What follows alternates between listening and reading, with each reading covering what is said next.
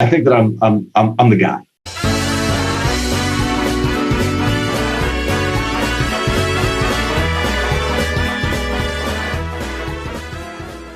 I did not know he had a website, so I'm curious. I'm like looking through it. Some dream of the future. Steve Reinharz is busy inventing it. We've unveiled new products, we've added new team members, and we've done all of that in 2 months. We're using a lot of what I would consider robotics right now every day. Let's turn your curiosity into a relationship. I'm often referred to as the most transparent CEO investors have known. Everybody, I'm Steve Reinharz. This is your weekly video update. It is Friday morning, early on June 28th as I record this. Might have a little bit of a cold flu thing going on, but it's no matter. Good morning, good morning. I'm really glad that we finished on a green day yesterday. Thank goodness. So that's good news in a difficult week. But no, that is true. I always refer to him as the most transparent CEO. I think that is important. If you're a penny stock, absolutely that is important for you to be transparent and communicate. Something that a lot of penny stocks refuse to do. Not going to name drop anything. I think it's pretty obvious who I'm talking about. Let's look through here because I mean the CEO. Let's see what his story is. There we go. He does. He look at him. He's sitting there with his lemon coffee, or I don't know what that is. Is that a handkerchief? What is he? What is this? 1920s? Like, he's got the dual monitor set up. Is that a trading book back there? No, I'm kidding. Let's see. Every innovator has that aha moment, that key point in their story when their passion and experience meet an idea. It's that moment when it all just clicks and the hustle begins. I think that I'm the guy. I think this guy was at the right place, right time, and I think he's going to succeed. Just calling this now. I mean, right now, 2024. I get it. It's been 3 years, but he's already succeeding. And I think that because I've been in this for 35 years, following the technology and working with it and being a part of it and talking to security directors and finance managers, for the duration of my career. So that's why I think this will happen. I see it happen. I'm a part of it happening. I want to be the primary change agent to make it happen, and that's what we do. I think Steve Reinhardt here, it's a case of right place, right time. You're in the right place, right time. If you're watching this video still, which congrats, holy crap, these videos have been getting longer because there's so much to talk about. But if you're still watching this video, he's at the right place at the right time. I'm at the right place at the right time. You're at the right place at the right time. Because you know about this company before it really starts running. Like again, this guy only gets like 5,000 views on his YouTube channel. He only gets what 10,000, maybe 10,000 subs by the end of the year because he has about 8,000, almost 9,000, I believe. So he's well on his way to 10,000 subs. Like he's still small relative to what's out there. So he's at the right place, right time. You are at the right place, right time. I knew someone was going to create this business and I could not let it go. It was going to be us, said CEO Steve Reinhardt. I feel that my entire life and upbringing was to support this venture. Yeah, there kind of some there are times in your life where you get to that point where you're like, this is what I want to do. I think this is it. This is what I'm here for.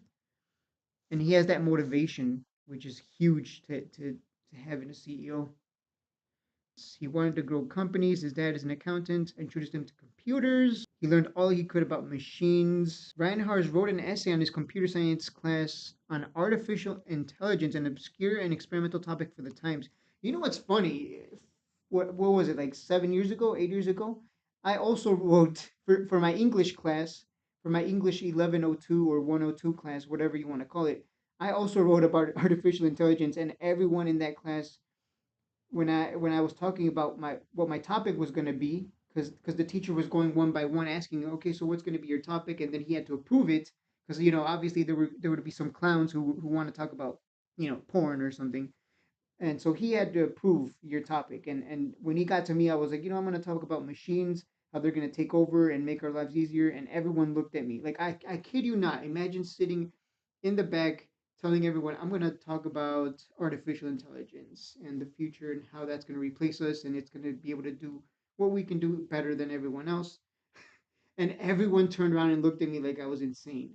So it made me feel stupid because it's like, wait, am I crazy? Like, I'm pretty sure this is the future, and that's why I want to talk about it because it's a topic that I'm passionate about.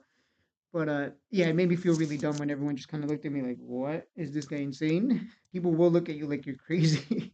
That essay would become his first entrepreneurial. There we go. Venture, a self-published book on AI curriculum that he spent the summer after his freshman year at the University of Western Ontario selling to local high schools. I took out a loan, hit the streets, and sold 400 copies. Whoa, look at this guy. This is one hell of a guy. I'm glad. Shout out to Codebox in the Discord. He sent me not an email, a message linking to this site, and I'm like, whoa, he has a website. Let me find out more about the CEO here. I'm curious. Who is this guy? I want to know more about him. I think that I'm the guy. The company's mission would be central to his career to use AI enabled devices to improve security systems and drive overall security costs down for companies. Reinhardt started the business with $10,000 and grew it to 35 employees over about 8 years before he was forced to close after a major contract didn't get paid by one of his customers. He lost everything from that first business venture. I think that we've kind of been like cruising along with Big ideas, especially those based in technology, take patience, they take time, and they take money. Reinhardt quickly burned through the funding he had set aside to build a future business. He spent through his 401k. He turned to family and friends, and by the end of the year, he had raised $500,000. Man, he could have just put that into GME calls. No, I'm kidding, kidding. He had not personally taken a paycheck and had no immediate plans to do so. But still, this wasn't enough. In investigating ways to raise money, Reinhardt turned to the OTC market that operates directly between parties and without an exchange or stockbroker.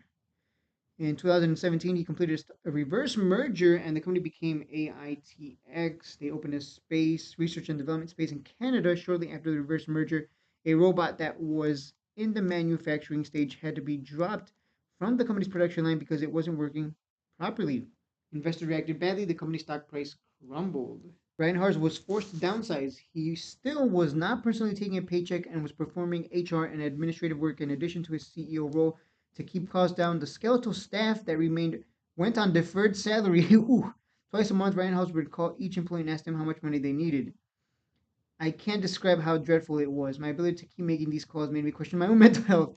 I didn't struggle to keep employees. The ones who wanted to stay did. The struggle was not to keep them, but to keep a bit of money in their pockets. I had one employee regularly selling plasma to minimize the impact. Sheesh.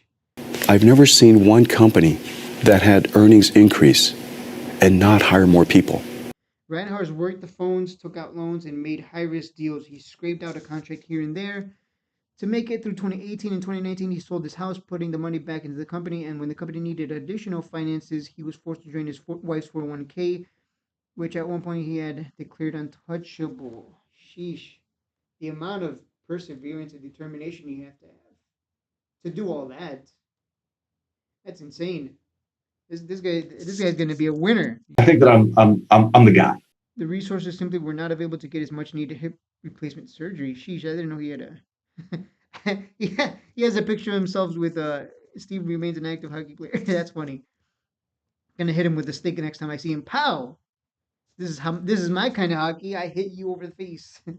In today's news, Steve Reinhardt injured. Shades hit him in the face. Anyways, but it always came back to one thing: the idea for the business itself. If Steve Reinhardt and Aitx didn't make this product, someone else would. The odds were against us in terms of succeeding, but I couldn't let go or involve everyone. But I couldn't let it go, or everyone involved would lose everything. That is true. He was kind of being a bag holder. He was already deep in the red in this company that he wants it so bad to succeed that he's borrowing money from all kinds of people, all the people around him, and he's so deep in the red that he knows if he gives up, a lot of people lost a lot of money, and there's a lot of shame in that too. So I could see why he was like, I need this needs to work. We need to do this. I can understand that. I think that I'm the guy. The great pivot, the turnaround for Reinhardt, like many other businesses, for better or worse, came during the start of the global pandemic in 2020. One of Reinhardt's programmers who hadn't been paid in 3 months had an idea for an AI-enabled face mask detection system. Now that's a guy with a brain right there.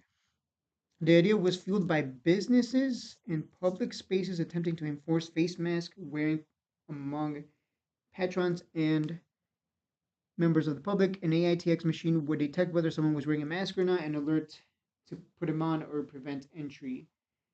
An engineer on his team suggested the product could have a health screening option as well.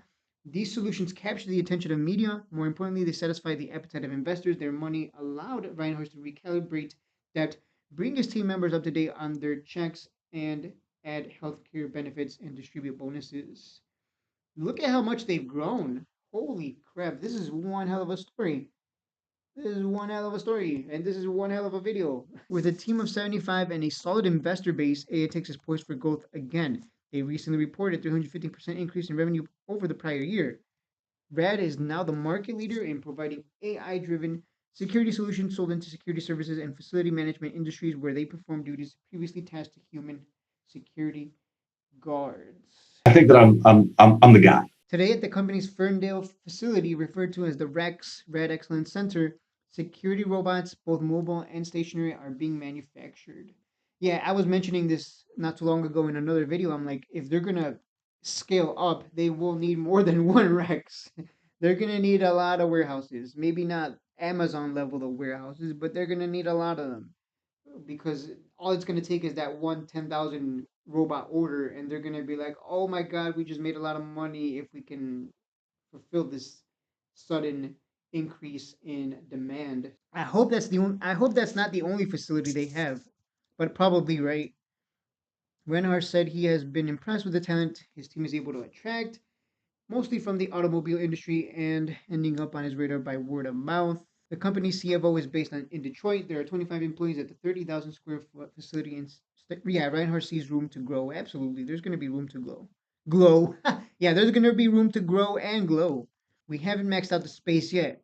What it does look like 2 or 3 years down the line, the plan is to build or acquire another structure in Detroit. Again, shout out to Codebox. This definitely gave me a lot. It gave me an inside look at a lot of things that I didn't know. If you want to summarize his story, I think that I'm the guy. he has the I don't give up attitude. He never gives up, and it makes sense for him not to give up. Like there was so much. He was like a bag holder of GME. Like he's so written the red, he has no choice but to average down and double down. And one day maybe it'll work out. Well, in this case, it's working out because we're in a completely different time now in 2024. With the awards that we've recently won, with the leads generated from last week's show in Las Vegas, just every indicator appears to me of big orders and substantial momentum about to happen. And they're about to be cash flow positive, among other things. You can check out my other videos if you want to learn more about AITX and what's going on with them. That is it for the video. Whew, I had to make 2 AITX videos. I was only expecting to make one, and I'm like, you know what? Let's make 2. Let's go over his story. I think people need to know, what this guy's about. And maybe in another video, I'll go over anything else here. I don't think there's any. Is there anything else important before I let you guys go? I don't know why you guys watch my videos. Sometimes I'm like, why do these people watch me? I literally just drink ginger tea and and read through PRs, videos, charitable causes, favorites, interest. Let's see, what's his favorites? What does this mean, favorites? There's no Steve's favorites. Coming soon. I guess he never added that. Ramblings. What is this old man rambling about? Alright guys, that is it for the video. Don't forget to like and subscribe. This video was brought to you by Patreon. Please don't forget if you can join the premium Discord by going to patreon.com/shadesandtrades. The stock price has been slowly but surely climbing now that the dilution is over. I'll see you guys in the next one. I think that I'm the guy.